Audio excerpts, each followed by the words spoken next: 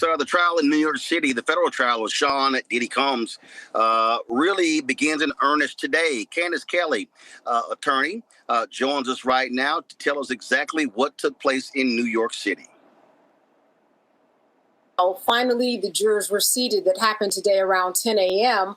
And then we went right into opening arguments. The prosecution and the defense, they made a lot of promises. Listen, some of it was a surprise. Some of it was not so much a surprise. What wasn't a surprise was that we had the prosecution painting Sean Combs as a serial abuser. And they went through three people. One of them we know was Cassie, as well as somebody by the name of Mia and Jane, setting them up, saying that we would hear from these three people and details about them that they hadn't heard before. Now, many of these details we had already heard. But I think one of the things that really stuck out was how they painted Cassie. Yes, we all know her story. We know her journey, or we think we do up till now in terms of what's on the video.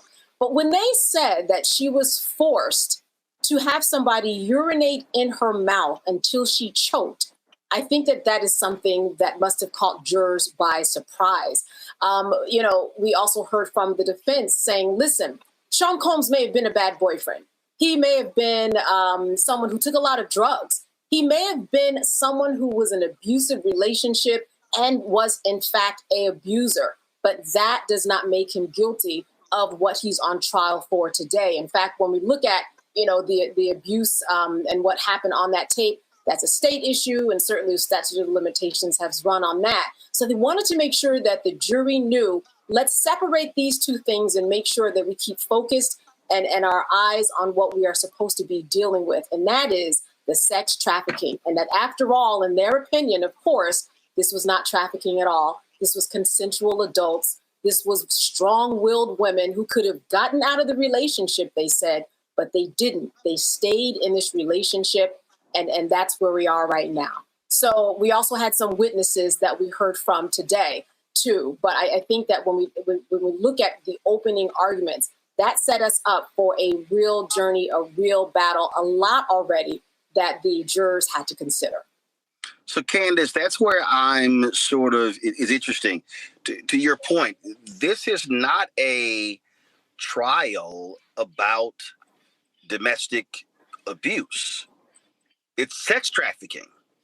That's right. It is sex trafficking, and key to this, and we've gone over this before, is were these people coerced? Mia, Jane, Cassie, the three people that the prosecution set up that we would hear from. Another one talked about being beat by Sean Combs. Another one that they say is going to be a witness. They say that she will say that he came in her room late at night as an employee and penetrated her without her consent, and that he orally raped her. But again, the key is coercion. And in all of this, was there coercion? And the defense is saying, listen, they could have left. They were grown women. Why didn't they go? Now, I can only imagine how this would kind of land on jurors' ears. I think we all know people who have been in bad relationships, whether there have been abuse or not. It's difficult to leave. So I think it's very, it's an interesting setup for them to go that route, knowing that, everybody probably in that room has been in a relationship that at one point they did not want to be in, but stayed in a little longer. So that's where we are. But I do definitely want to talk about these two witnesses. Listen, right off the bat, Roland, the jurors got to see the videotape. They got to see the videotape at the speed that Sean Combs' defense wanted to see it at. As you know, the speed at which we saw that video that took place, the beating video in Los Angeles in 2016, it was sped up a little bit. And the defense said that, look, this makes it look more aggressive. So they were glad to see that it was slowed down to the rate that it was originally supposed to be at for the jurors to see. They did this in conjunction with their first witness. His name was Israel Flores. He's now a police officer, but he was the security guard that we've been hearing about for such a long time that was paid off. As he said, he got $100,000, enough money that fit between his thumb and his pinky. He got that much money in order to make sure that this video, in his estimation, went away. Got a call about a woman in distress. went up to the 6th floor. But by that time, everything had happened. He says what he saw was a devious looking Sean in the corner and that Cassie had a purple eye. He walked them back to her room because she refused to get any help. She did not want to press charges, walked her back to her room. Sean Combs, he said, thought that he was taking video of him at that time and jacked him up, grabbed him by the neck, and was abusive with him. So we are hearing from a different perspective what went on that night that we've all been seeing that video about. So a lot of interesting testimony right there. Well, absolutely. So, listen, obviously what the prosecutors want to do is they want to absolutely establish him being horrible, despicable, because at the end of the day, what you want to do is you want to put the imprint in the minds of that jury. So when the defense gets their part, you want them hating Sean Combs, correct? Correct. And I think that the defense has said, hey, jury, go ahead and hate on Sean Combs. You can hate him all you want, but this wasn't against the law. He's despicable. He's an abuser. He took drugs consistently, but that does not make him someone that sex trafficked people, which is why witness number 2 was interesting. His name was Daniel Phillip. This is someone who said that for 2 years, he had been paid $600, $700 to $6,000 at a time to come and be a part of these freak-offs, to come and be a part of what they are also calling King's Knights, because as the prosecution said, Sean Combs considered himself a king, and these were King's Knights.